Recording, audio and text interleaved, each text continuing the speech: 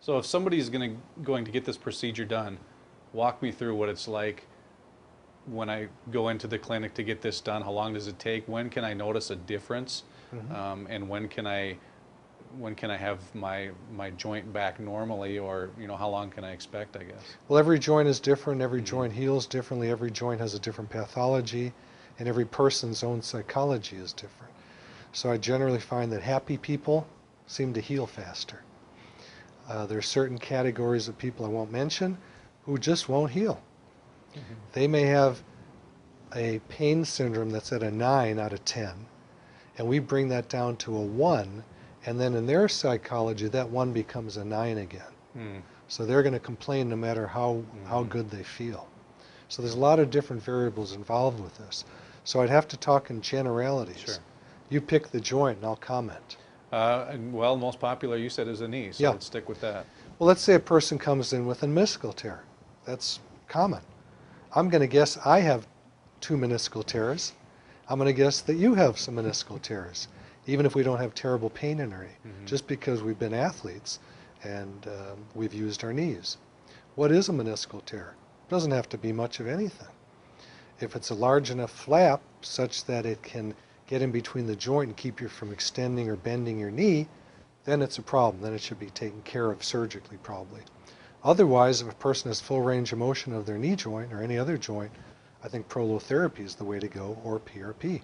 So what does a person do? They come into the office, I do a history, see what happened, I do an examination, I stretch the knee, see if there's any laxity, see if there's crepitus, which is a grinding, between the bones, which is usually the patella, which is the middle, the kneecap, which can be off track a little bit. All of these things are generally easy to get rid of the pain. How many treatments does it take? It varies on the person. It varies what the degree is. I had one football player that had 12 knee surgeries on his left knee. He's pain-free. He was ready for a knee replacement. I couldn't get a needle into his knee. I had problems doing that. Now, I have a new procedure which is using ultrasound, so I actually see into the knee, so I can place the needle into a different spot than I used to. I used to go into the arthroscopic ports, which was very painful, and the studies show that only maybe 75% of the time would the solution actually get into the joint. The way I do it now under ultrasound guidance, I can watch that needle go into the capsule of the joint and see the solution filling up that capsule. So the technology has really increased in the last few years. My patients are getting much better than they used to because the technology is better.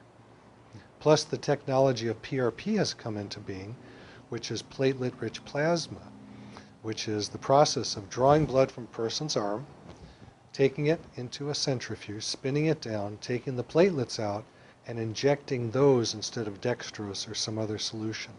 It's a stronger inflammatory response that takes place. There's more growth factors. And we don't have back-to-back studies yet, but I'm sure they're being worked on. And I'm going to guess that PRP is a better procedure overall, although it's more expensive. Why is that?